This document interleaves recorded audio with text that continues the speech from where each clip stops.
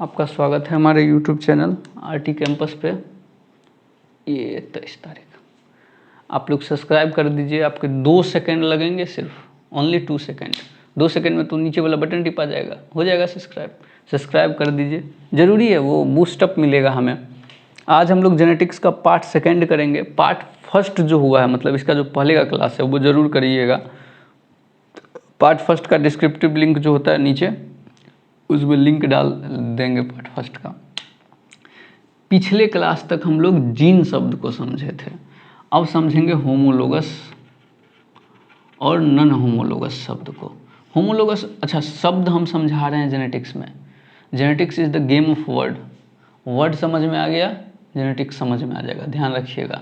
Homologous, अगर मान लीजिए कोई एक जीव है, मान लीजिए ये हम ही हैं, तो हमारे में क्या होता है, क्रोमोसोम बोलते हैं 2n = 46। ये 2n = 46 क्यों बोलते हैं वो सुनिएगा। 2n = 46 कहने का मतलब है कि हमारे में जो क्रोमोसोम है ना, एक प्रकार का क्रोमोसोम 2 बार मिल रहा है। मतलब इसी प्रकार से 23 सेट इधर और 23 सेट इधर। एक प्रकार का क्रोमोसोम कितनी, अच्छा ये हम एक जनरल व्यू ले रहे हैं, XY क्रोमोसोम को भी हम हटा रहे हैं। मतलब एक टाइप का क्रोमोसोम 2 बार मिल रहा है, इसलिए n के आगे लगा दिए हैं 2। अगर एक टाइप का क्रोमोसोम 2 बार मिलेगा तो उसको बोलेंगे डिप्लॉइड। एक बार मिलता तो हैप्लॉइड, और 3 बार मिलता तो ट्रैप्लॉइड, 4 बार मिलता तो टेट्राप्लॉइड, 5 बार मिलता तो पेंटाप्लॉइड। मतलब अपने को ध्यान में ये रखना है कि अगर एक प्रकार का क्रोमोसोम कितनी बार मिलेगा उसके आधार पर बनेगा हैप्लॉइड, डिप्लॉइड, ट्रिप्लॉइड। और अलग अलग प्रकार के क्रोमोसोम एक साथ जो मिलता है इसको बोलते हैं क्रोमोसोम सेट। ये n उसी को दर्शाता है। एक बार और, एक प्रकार का क्रोमोसोम कितनी बार मिलेगा इसके आधार पे तो बोल रहे हैं हैप्लॉइड, डिप्लॉइड, ट्रिप्लॉइड, ये सब फलाना ढिमाका। और अलग अलग प्रकार के क्रोमोसोम एक साथ जब मिलता है तो उसी को बोलते हैं क्रोमोसोमल सेट, जो n से दर्शाते हैं। ठीक है, आगे देखते हैं। ये जो एक प्रकार का क्रोमोसोम है ना, उसके लोकस पे ध्यान से सुनिएगा। ये जो एक प्रकार का क्रोमोसोम है ना, उसके लोकस पे, लोकस बता चुके क्रोमोसोम के कोई भी पोजीशन पे, एक प्रकार के क्रोमोसोम को ही बोलते हैं होमोलोगस। क्या बोलते हैं? होमोलोगस। ये एक जो है ना होमोलोगस क्रोमोसोम है, ये 1-2 अगर होमोलोगस नहीं है तो क्या हो जाएगा? Non homologous. कोई बड़ा बात तो है नहीं। एक homologous, 1-2 non homologous, 1-2 non homologous, 2-2 homologous, 2-23 non homologous, 2-23 non homologous, 23 homologous. Homologous कहने का मतलब क्या हुआ? एक प्रकार का क्रोमोसोम को होमोलोगस कहते हैं। अगर कोई डिप्लॉइड होगा तभी तो होमोलोगस मिलेगा, ट्रिप्लॉइड होगा तभी तो मिलेगा, टेट्राप्लॉइड में मिलेगा, पेंटाप्लॉइड में मिलेगा। कभी भी हैप्लॉइड में होमोलोगस क्रोमोसोम कहाँ से मिलेगा? हैप्लॉइड में मिलेगा ही एक प्रकार का क्रोमोसोम एक बार।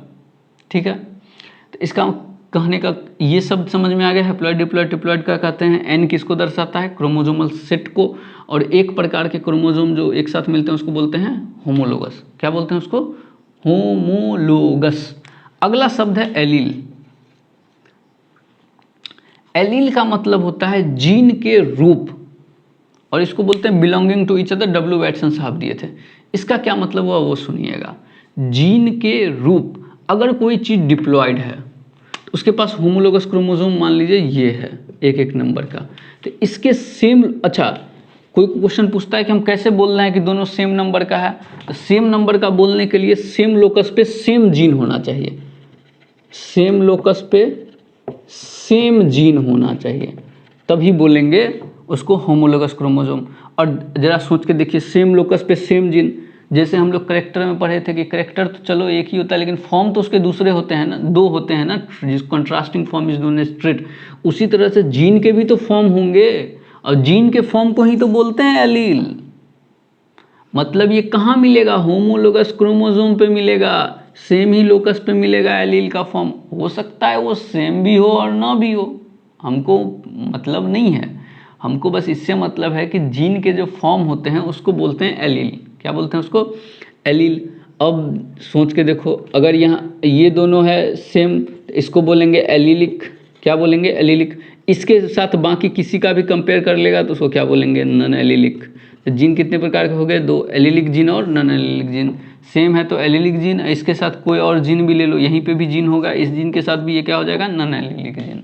ठीक है, आगे तो हम लोग कितना शब्द समझ गए अभी तक? अच्छा, शब्द इसलिए समझा रहे हैं क्योंकि सब यूज होगा। हैप्लॉइड, डिप्लॉइड, ट्रिप्लॉइड समझ गए, जब 2 क्रोमोसोम का सेट मतलब एक प्रकार का क्रोमोसोम कितनी बार मिल रहा है उसके आधार पे अलग अलग क्रोमोसोम को एक साथ बोलते हैं क्रोमोसोमल सेट, जो एन को दर्शाता है, 2 दर्शाता है, हैप्लॉइड, डिप्लॉइड, ट्रिप्लॉइड वो कितनी बार मिल रहा है। उसके बाद होमोलोगस समझ गए, 2 समान क्रोमोसोम जो होता है उसको होमोलोगस क्रोमोसोम कहते हैं। एलिलिक, एलिलोमॉर्फ, ये सब एक ही शब्द होता है जिसका मतलब होता है बिलोंगिंग टू ईच अदर। ये समझ गए कि एलील मतलब क्या हो गया? जीन के रूप, और जीन के रूप कहाँ मिलेगा? सेम लोकस पे, होमोलोगस क्रोमोसोम पे। जो एलील का जीन के रूप सेम नहीं है, सेम है, उसको एलिलिक जीन, जो नहीं है सो नॉन एलिलिक जीन। इसमें कौन सा बड़ा चीज़ है? अब देखिए यही समझते हैं 3 शब्द, होमोजाइगस, हेट्रोजाइगस और हेमीजाइगस। होमोजाइगस का मतलब होता है जब ये जीन के रूप सेम हो, और इसको सेम को तो मतलब जीन को तो दर्शा नहीं सकते हैं, तो हम लोग लेटर यूज करते हैं, कैपिटल लेटर, स्मॉल लेटर। जैसे मान लीजिए कोई एक जीन है, दोनों सेम है, तो यहाँ मान लीजिए कैपिटल ए हम बोल दिए हैं, तो यहाँ हम 2 चीज़ लिख सकते हैं, कैपिटल ए या स्मॉल ए, या यहाँ लिख सकते हैं स्मॉल ए कैपिटल ए।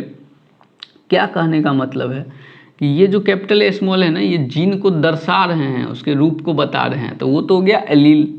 मतलब एलील क्या है? Capital A small A, small A hyphen capital A small A है, मतलब ये जो लिख रहे हैं ना, ये इसका रूप है जीन का। होमोजाइगस क्या का मतलब क्या होता है? होमोजाइगस का मतलब होता है जब कैपिटल कैपिटल साथ में लिखा रहे या स्मॉल स्मॉल साथ में लिखा रहे, मतलब जब जीन के रूप सेम होना, जब जीन के रूप भी सेम होना तो बोलेंगे होमोजाइगस, और जब जीन के रूप अलग अलग होना तो बोलेंगे हेट्रोजाइगस। और हेमीजाइगस का मतलब हो गया जब जीन के रूप कोई एक आधा ही मिले तो हो जाएगा हेमीजाइगस। हेमी मतलब ही हेट्रो तक, क्या बोल दिए हमको ही समझ में नहीं आया, एक बार और समझते हैं। जब जीन के रूप सेम हो तो होमोजाइगस, जब जीन के रूप अलग अलग हो हेट्रोजाइगस, और जीन जब खुद आधा हो, उसका रूप ही आधा हो, तो हेमीजाइगस। होमोजाइगस में कैपिटल ए स्मॉल ए से सेम है, हेट्रोजाइगस में capital A small A. Hemizygous में क्या होगा? ह्यूमन के मेल के केस में वाई नाम का क्रोमोसोम जो होता है ना, वो हेमीजाइगस होता है। एक्स को नहीं बोल रहे हैं, वाई को बोल रहे हैं।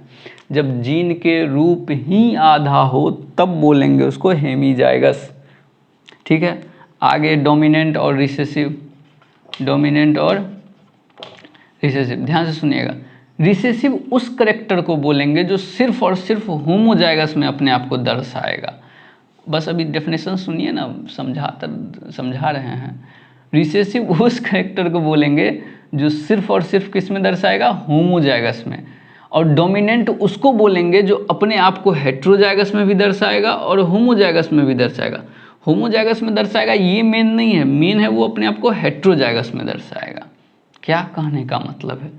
जैसे मान लीजिए हम काले हैं, तो काले के लिए मान लीजिए कैपिटल ए जीन है, तो इसके 2 रूप है, काला और उजला, और उजला के लिए स्मॉल ए जीन है। तो पहला केस क्या बनेगा? कैपिटल ए हम काला हो गए। दूसरा बनेगा स्मॉल ए हम उजला हो गए। अब बन गया कैपिटल ए स्मॉल ए, अब समझ में नहीं आ रहा है काला होंगे कि उजला होंगे, तो हम हो गए काले। भाई साहब यहाँ वाइट का भी तो है, लेकिन हम क्या हो गए? काले। इसका मतलब काला जीन वाइट जीन पे क्या हो गया है? डोमिनेंट। जो हेट्रोजाइगस में अपने आप को दर्शाएगा उसी को बोलेंगे डोमिनेंट, और जो सिर्फ और सिर्फ होमोजाइगस में दर्शाएगा उसको बोलेंगे रिसेसिव। तो काला भी तो होमोजाइगस में दर्शा रहा है, लेकिन इसके कारण इसको डोमिनेंट नहीं बोल रहे हैं, इसको डोमिनेंट इसलिए बोल रहे हैं क्योंकि ये हेट्रोजाइगस में अपने आप को दर्शा रहा है। ठीक है, अब आगे कुछ शब्द। अच्छा, ये सब शब्द जो है ना, कुछ करिए मत, कान में ईयरफोन लगाइए, 3 से 4 बार सुनिए, सब याद हो जाएगा। सब ये सब शब्द याद होना भी चाहिए, नहीं होगा तो नहीं हो जाएगा। सब्सक्राइब कर दीजिए चैनल, फिर तो याद हो ही जाएगा। वीडियो सारा डाल देंगे जेनेटिक्स का, सब याद होगा। आगे क्या शब्द है? आगे शब्द है ऑफ स्प्रिंग, सिबलिंग और ट्विंस। ऑफ स्प्रिंग का मतलब क्या होता है? ऑफ स्प्रिंग, ऑफ स्प्रिंग का मतलब होता है कोई भी प्रोजेनी, प्रोजेनी मतलब होता है बच्चा, जो सेक्सुअल रिप्रोडक्शन के द्वारा प्रोड्यूस किया गया हो उसको बोलेंगे ऑफ स्प्रिंग।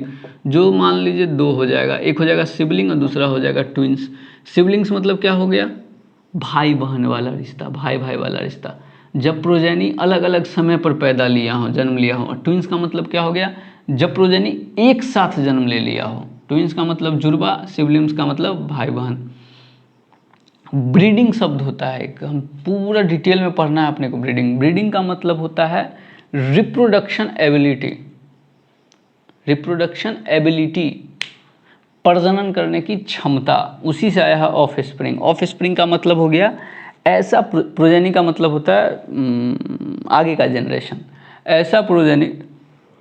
सॉरी अभी 3 या 4 बज रहा होगा अभी, बताइए, आपके लिए इतना मेहनत कर रहे हैं आप, हम सब्सक्राइब तक नहीं कर रहे हैं। ऑफ स्प्रिंग का मतलब होता है ऐसा प्रोजेनी जो सेक्सुअल रिप्रोडक्शन के द्वारा प्रोड्यूस किया गया हो। तो दो हो सकता है, सिबलिंग या ट्विंस। सिबलिंग मतलब जन्म लिया हो अलग अलग समय पर, ट्विंस मतलब जन्म लिया हो एक साथ, जो जुड़वा कहलाता है। एक शब्द होता है फिनोटाइप, जीनोटाइप और फिनोकॉपी। Phenotype, genotype, phenocopy. जो बाहर से आवरण दिखता है उसको बोलते हैं फिनोटाइप, जो करैक्टर हमको दिखता है ना उसको बोलते हैं फिनोटाइप। इसका जीन का जो भी रूप होगा उसको बोलेंगे जीनोटाइप। और फिनोकॉपी एक अलग चीज़ बनता है। देखिए, फिनोटाइप का मतलब हो गया जो करैक्टर दिख रहा है, जीनोटाइप का मतलब हो गया जो उस फिनोटाइप का आवरण है, कैसा मतलब उसका जीन का रूप है। और फिनोकॉपी का मतलब होता है, फिनोकॉपी का मतलब होता है करैक्टर, उसके पास जीन कुछ और करैक्टर के थे, इन्वायरमेंट दे के बना दिए कुछ और। क्या कहने का मतलब है, हम हैं काले, हम क्या हैं काले, हमारे पास जीन कैसा है काला। हम क्या किए, इन्वायरमेंट दे के, एक्सटर्नल इन्वायरमेंट दे के, कुछ क्रीम त्रीम हिरिंग ब्रिंग श्रिंग यूज करके हम बन गए उजला। हमारे पास जीन क्या था काला, बन क्या गए उजला, इसी को बोलते हैं फिनोकॉपी। या फिर हमारा प्रेम भाई था, उसके थे बाल उड़े हुए, हम इसको एक्सटर्नल इन्वायरमेंट दे दे के इसके पूरे बाल ले आए। अच्छा, प्रेम का तो नाम सुने ही होंगे, इसके इतने बड़े बड़े एकदम लहराते हुए बाल ले आए, बाल उड़े हुए वाले जीन थे, बाल आ गए, इसी को बोलते हैं फिनोकॉपी।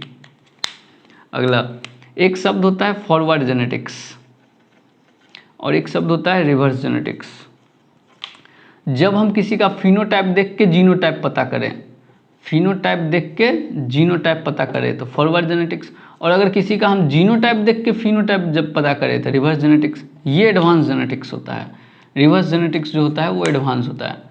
अगर हम किसी का फिनोटाइप देख के जीनोटाइप पता करें, फॉरवर्ड जेनेटिक्स, और अगर किसी का हम जीनोटाइप देख के फिनोटाइप पता करें तो रिवर्स जेनेटिक्स। मतलब ये दोनों एक दूसरे के उल्टा होते हैं। ये हमारा शब्द वाला जो सिस्टम है ना, खत्म हो चुका है।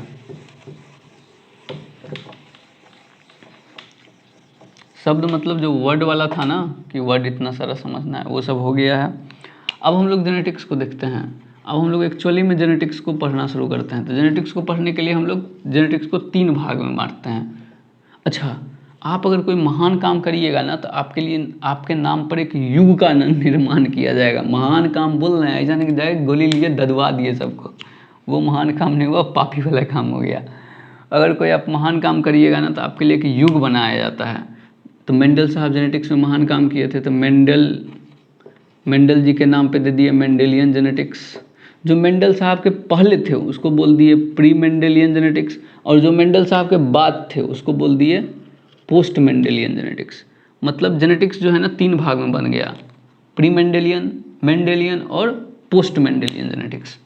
जो प्री मेंडेलियन जेनेटिक्स है ना, ये उतना ज़्यादा एडवांस नहीं है। प्री मेंडेलियन मतलब क्या, मेंडल साहब के पहले, अगर कोई मेंडल साहब के पहले काम किया रहता तो फिर मेंडल साहब को हम फादर ऑफ जेनेटिक्स क्या बोलते हैं, उसको ना बोल देते फादर ऑफ जेनेटिक्स। ऐसा नहीं है काम नहीं किया है, काम किया है, लेकिन मेंडल साहब जैसे काम नहीं किया है। तो मेंडल साहब के पहले एक थ्योरी चलता था, theory of blending inheritance. Theory of blending inheritance क्या मतलब है वो सुनिएगा। पहले के फिलोसफर क्या बोलते थे, मेल आया फीमेल आया, दोनों में से करैक्टर निकला और अपने आप बच्चा बन गया। ब्लेंडिंग का मतलब होता है मिक्स होना, ब्लेंडिंग का मतलब मिक्स होना। इनहेरिटेंस समझा चुके हैं, क्या कह रहे थे वो सब वो सुनिएगा। मेल आया, फीमेल आया, दोनों का करैक्टर मिक्स हो गया और क्या बन गया, बच्चा बन गया। ऐसा कभी हो सकता है? मेल फीमेल करैक्टर मिक्स होगा, बच्चा बन जाएगा। ताली मारने वाला नहीं बना, ताली मारने वाला मतलब करैक्टर मिक्स तो नहीं हो रहा है कहीं भी। तो ये थ्योरी गलत साबित हो जाता है, थ्योरी ऑफ ब्लेंडिंग इनहेरिटेंस। अपने को प्री मेंडल में कोई खास याद रखना है नहीं, अपने का काम है मेंडेलियन जेनेटिक्स आपके सिलेबस में, और पोस्ट मेंडेलियन में जब बायोटेक वोटेक पढ़ेंगे तो वो सब पोस्ट मेंडेलियन में आ जाता है। अपने काम का है मेंडेलियन पढ़ेंगे अच्छे से। प्री मेंडेलियन लगभग खत्म हो चुका है, यही एक चीज़ ज़्यादा theory of blending. Thank you. आप लोग सब्सक्राइब कर दीजिए, हमको बूस्ट मिलेगा, कंटेंट मिलेगा आपको।